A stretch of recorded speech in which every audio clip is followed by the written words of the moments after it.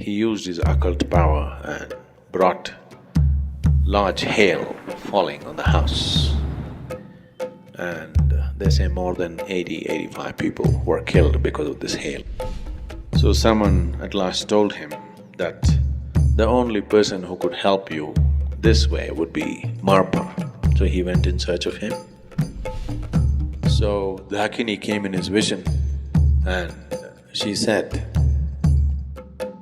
Marpa has given you teaching, but without one fundamental aspect.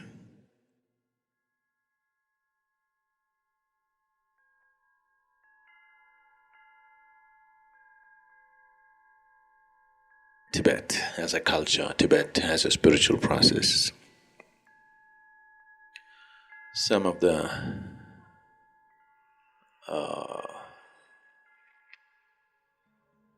all-time greats in this culture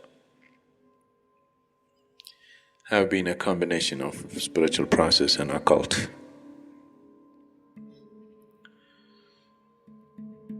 I think in the Tibetan culture, Milarepa stands out. So when Milarepa was young, he lost his father. His father had good lands and property and house, but once his father died, his uncle took over and made his young mother and his younger sister and him like slaves in the house and abused them and tortured them in many ways and took over the whole property. So he grew up with great sense of resentment and anger within himself. And when he became a youth, an adolescent, he left the family and went away. He left his younger sister and mother and went away, and he wanted to take revenge on his uncle and aunt who had showered an unspeakable amount of humiliation and torture upon these people. So he went to learn occult, and he mastered certain occult processes.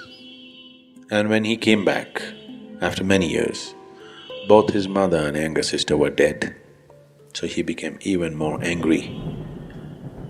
And he waited for an opportune moment when the uncle's son's wedding is to happen, and his uncle invited all his friends.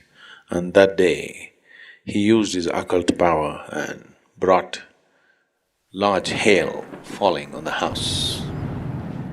And they say more than 85 people were killed because of this hail, including his uncle and aunt. The whole place was heaped with hail. And he felt very happy and justified for what he had done. But after some time, this started bothering him. If any human being is sensitive, the moment he misuses something, it'll bother him from within. You have to be in a certain level of grossness to continue that process, otherwise you cannot. Because the very nature of how this life is made, if there is a misuse at a very fundamental level, it is not conscience. I'm not talking about social conscience, I'm not talking about morality. Something much deeper will get disturbed.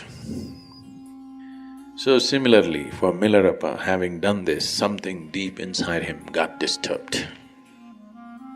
So he decided that he has to absolve himself of all this. He thought he has misused life in a very fundamental way. Whatever the justification, he has misused the fundamental process of life, so he wanted to seek the spiritual process.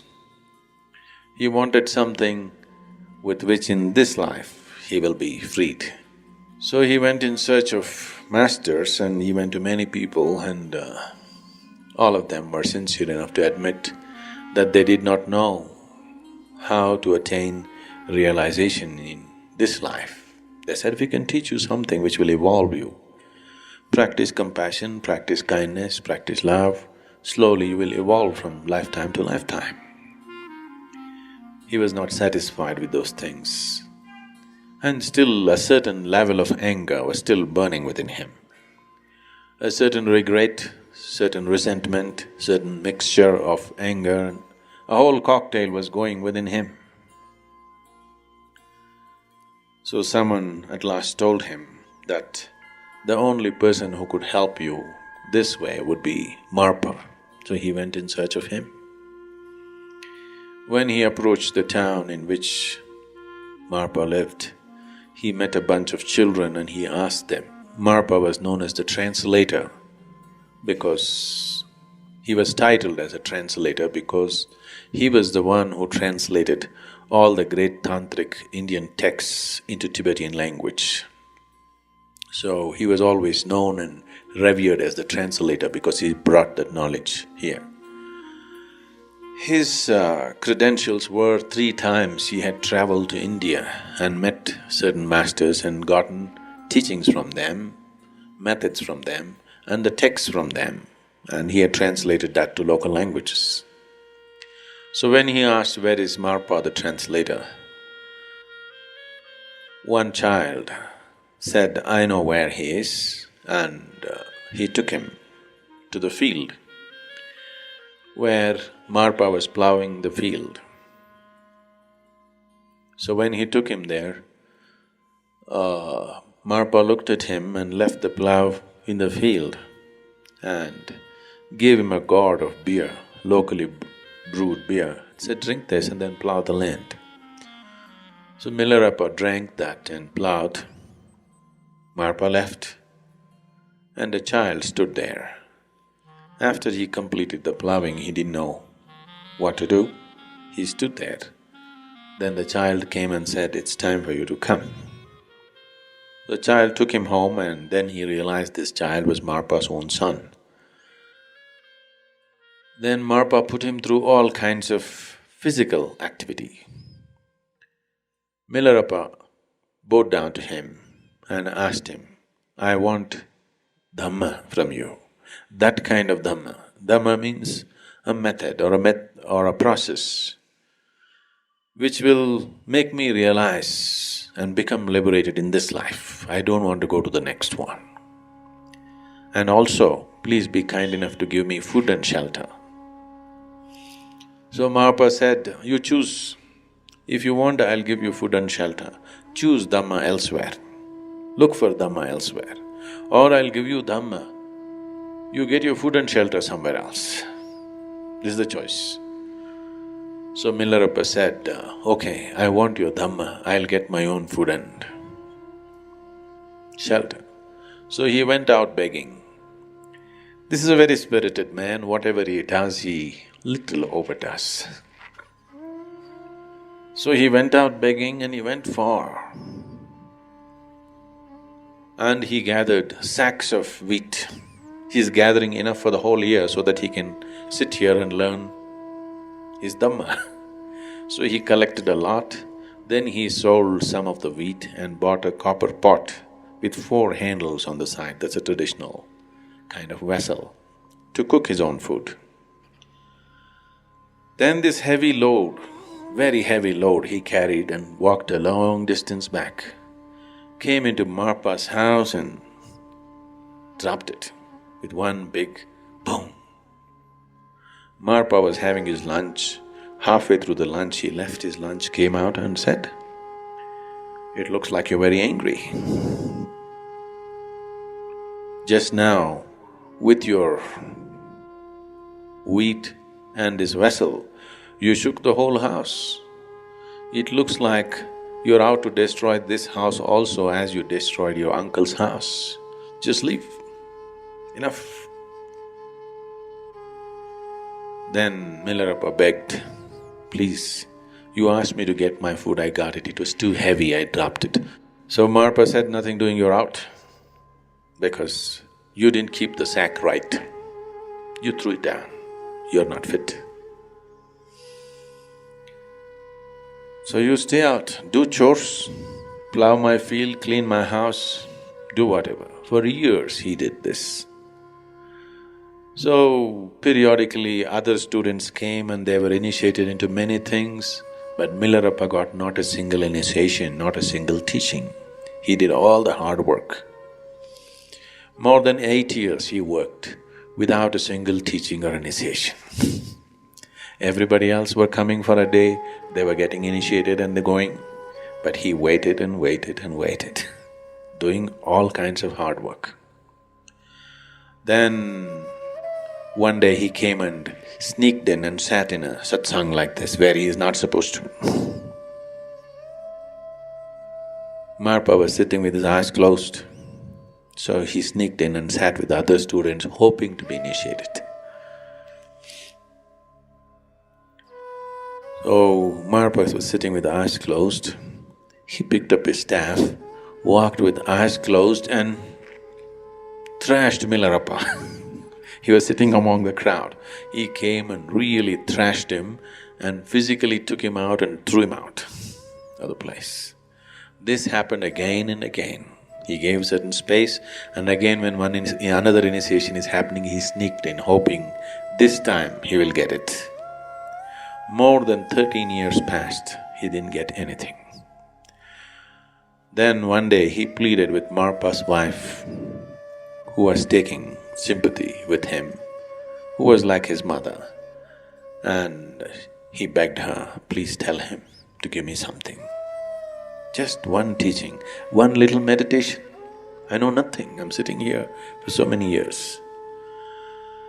So she used her good offices with her husband. Then okay, Marpa said, first let him build a house for my son. Single-handedly, he must build a house. I want a three-cornered house. So he built a three-cornered house, it took 2 years. Then he looked at it and said, three-cornered house is not suitable for my son, build a four-cornered house. He built a four-cornered house. Then he said, that's not good, build a five-cornered house. Like this years passed. He worked single-handedly, building these buildings all over the place. Then he said, that is okay, but I need a 60-foot high tower for my son's house. So he built 60-foot high towers, 4 towers at 4 corners of the house. By then he was aging. Then one day he went and crawled at the mother's feet and asked, please do something, my life is passing away. I have not even been given a single teaching. What is this? I know I have done horrible things in the past, I have misused occult and things, but haven't I done enough? So taking little compassion out of place, she took Marpa's letterhead and wrote a letter to another monk who was also empowered to initiate, as if it is Marpa's letter with the necessary seal and everything. So it gave to Milarepa, and Milarepa went to that monk and got initiated. But then nothing happened. Then that monk was shocked. When I initiate something should happen, nothing is happening, what to do?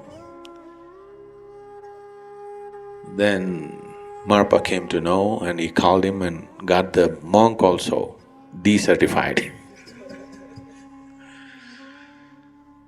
Then in utmost remorse, Milarepa was about to commit suicide.